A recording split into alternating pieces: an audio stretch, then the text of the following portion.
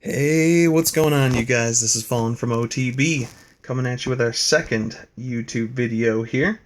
And the objective of this is to just bring you guys some content here on Clash of Clans, get in some good war attacks, as we're trying to become the 3-star clan that we've been putting in practice for many months now. We're coming along. We got an interesting matchup here. The war just ended, 49-40 against a clan with 8 Town Hall 10s. Now, keep in mind they weren't max, they weren't, the most, uh, biggest threat to us. But we still overcame, trying to get down those 2 stars, and so I'm here to showcase some stuff for you. Um, and there's some good attacks this war. I think the best way to get started here is leading off with Geo. He's our Town Hall 10. He's our number one here to do the good work on the opposing number one. And really, what he's going to just do here is just a solid Gola Loon, pretty straightforward kind of stuff here.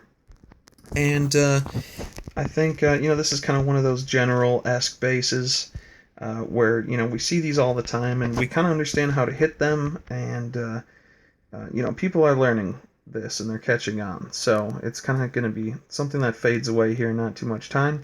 But anyways, he's coming in with the normal kill squad, nice wide funnel. Going to deal with that percentage and just kind of cleaning the way. The king gets a little bit lit up here under that dragon. That is a level 4 dragon, something like that. He's doing just fine. He got the queen down. He's going after just kind of those things that are going to hurt his air attack at this point. So after he got everything down, he's got the queen just to get the last little expo taken care of, which is great, even though they are set to ground. And here we go. Here he's sending in the lavas, and with targeted loons backing it up. He knew that he could take this as this base is just kind of 4 corners, so he's just going to go with that counterclockwise rotation around the outside of the base. And that's totally fine. That's kind of how you want to be able to take this step at a time. These attacks get really intense. When all these things are going on, you have to be able to learn how to make the best of it and get the most use of your attack, and because it needs precision. If you're going to hit a TH10, you have to have precision with what is dying. He's overwhelming it with loons. You can tell he had a plan for how to deal with this. Maybe down to every last balloon that was put down. It was all targeted perfectly, and at this point they're obviously too overwhelming for anything. It's a great attack. That's a super nice attack. Not the most upgraded base in the world, but he still had he had enough. He brought the troops to deal with it, and good for him. That's super smart, and we needed that star to put that exclamation mark here on the war. I also think we've got a few other ones I want to show. I don't want to make this too long of a video, but we're gonna hit up Larry here. Larry's attack. This was pretty much a mirror attack, 12 against 12. Is not an overly upgraded Town Hall 9, but he took the exploit with the holes in the base. He thought he would just kind of throw that in there, trigger those bombs, especially when using a hog attack, and that's why he brought hogs. I mean, that's the story of the hog attack right here. Easy pull right there for him. Nothing too special about that, but he's taking him down. Just kind of working him back and forth, sliding him around. There we go. And he does really something kind of interesting with the poison spell that I think may be used in the future. He kind of works the CC squad in there without having to waste too many troops at all.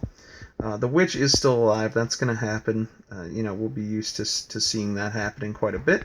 And as that kill squad's doing all the good work, there are a lot of wizards up there doing the pounding.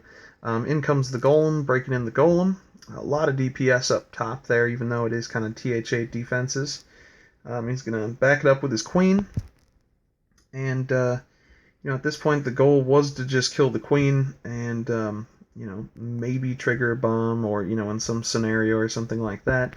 Even with the queen going around the outside, it's practically helping as the hogs are coming in 2 different spots. I'm getting lit up here. Nice. Hogs are coming in at, a solid 2 different spots. The kill squad's pretty much dead except for that queen working her way around, which is great for percentage. The hogs are just overwhelming the areas here. Really nice heals. He was patient. He got the right kind of heals down. He knew that there could have been danger, so he hung on to that heal. And these hogs are supposed to do this kind of work. This is what they're made for. They're max hogs. They're going to shut down these defenses if you do them correctly. But it all comes down to the base selection, the comp that you're going to use in war. And it takes practice, no matter what kind of attack it is. But here he is, just so many hogs are still alive. A bomb on the outside of the base there, that sometimes it gets people. But still so many hogs alive. And he's going to be comfortable getting that 3-star right there. Perfect. We needed that as well. We needed some of these TH9s to get down. So that's perfect. Here's we'll go to Derek's attack here. In Derek's attack, this is really interesting because once again we're dealing with a TH9, but with not so much the upgraded troops. Derek himself is a pretty fresh TH9 as well. With the way that the defensive structures are TH8, but he's going to take a really cool approach at dealing with this base, and kind of pulling him out there. He used wizards, lost a couple on the pull. Barbs are going to do the job a little bit better, but he did get the poison off onto them, and that's what the spell is for. So we figured if he can just send this golem, this is a 2 golem kill squad here. He figured if he could just kind of send everything to this quadrant, deal with the queen, maybe push towards the middle the best possible, tank those fat defensive structures in the middle. He thought if he could do that, then he could hit hogs from each corner of this base, which he did elect to do. And, it's just really a smart call for him to be able to do that. A couple Teslas there, probably expected. He's working everything forward, and you find out that it's pretty much just the queen and the golem left here to do the work as he's sending in the hogs from the 2 different sides. He's prepared for bombs there. You did want to pre-heal to keep them nice and healthy for if they did go over a giant bomb or something like that. The hogs up top are also just about to, I believe there's a bomb right there. I want to think that, yep, sure. So he knew that coming. Then he knew in the last quadrant here that there was going to be some more bombs, which, forget about that. He's going to heal over it.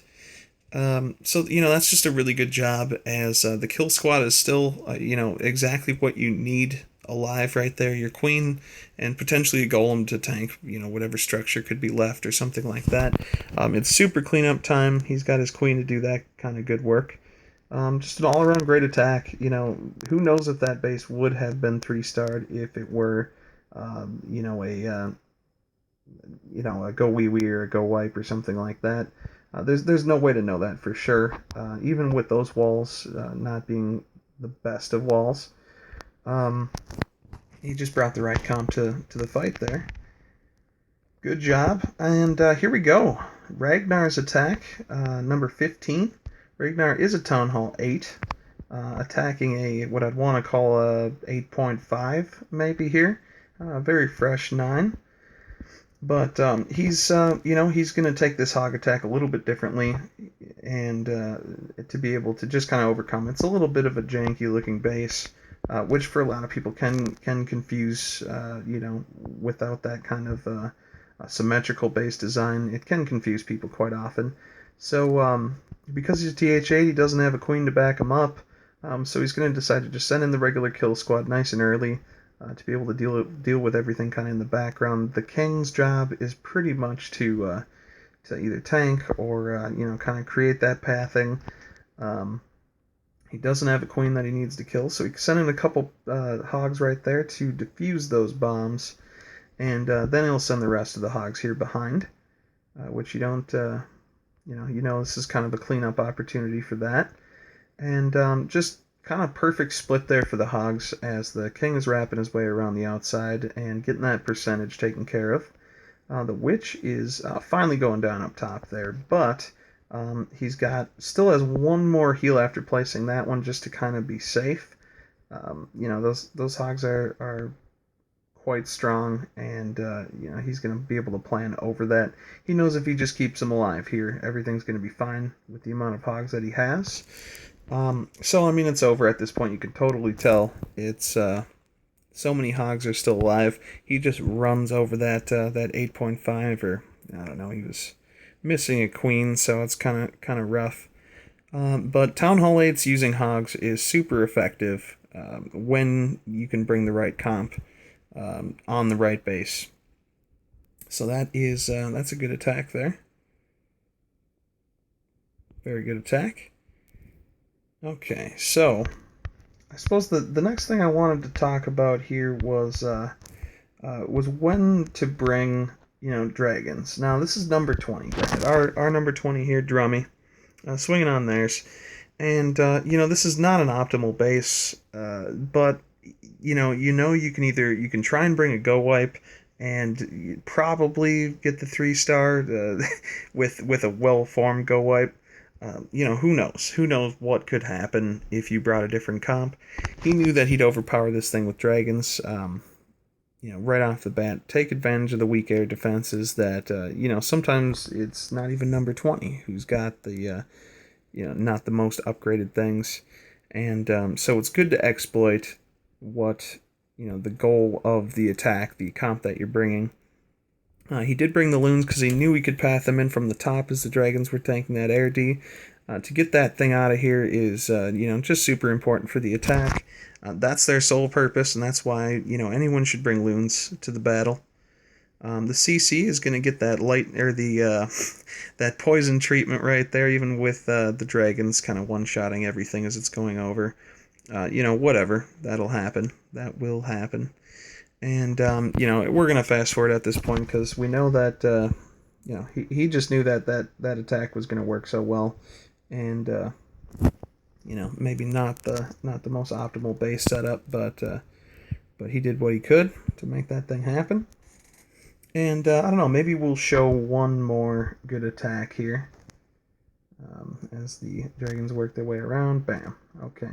This poison spell is huge. For any attack that you've got, it's massive to kill the clan castle as early as you possibly can, and with as few troops as possible as well. So it's been working on Go Wee Wee, any of the hog attacks, La Lune. I've seen people use it on, just when they're sending their whole squad in, at one time, like on a Go Wee Wee, for example, just to drop it on top where they're going to stop.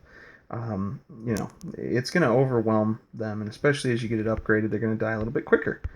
Let's see what we got here. Did we get Blackbeard? Here's another choice. This, we're just going to go really quick through this thing here. He exploited the fact that you can use dragons, and just a nice spread of dragons there. And, once again, this is number 19. That air D and the defenses are not up to snuff. But he knows he's just going to get a good spread on it. Dragons is something that we used to use so long ago. And it's good to use them every once in a while nowadays after we've been using hogs so often. And, the Golo Wee Wee kind of style attacks. I can't believe I'm not going to have a Golo Wee Wee for you guys on this war. This has been kind of a hog practice as people have been working that out. Shout out to Duke, getting 2 good attacks in here. We're just kind of flipping through, guys. I think this is good. We had our opportunity on, getting all this stuff together, and we're going to continue to make some more videos as we go. And now that we have the technology to do that. But anyways, as far as the war goes, we're going to keep them coming. We're looking for some good, solid 3-star specialists out there who are, looking to come and have a good time with us. We've been a core group who've, been together for such a long time now. And we're just going to keep it coming, you guys. Pretty much non-stop queuing. We're going to practice new attacks. We're going to lose some wars even, but it's it's inevitable. Anything to be able to learn to grow and get better as a clan. We've got our core, and we're happy to have them. And we just to take a look at our war log here. We've had some good wars. We've had some that we've kind of let slip away from us. But for the most part, we're doing our job. We're getting some good attacks in. We're just trying the best we can to keep this going. We hit a couple rough patches in there, and it was all part of trying new things, and I don't feel bad about that at all, because we're having fun when we're doing it too. So we're gonna keep up the good videos. We're gonna continue to bring more content, anything that's possible to be able to bring to you guys. We're gonna do this.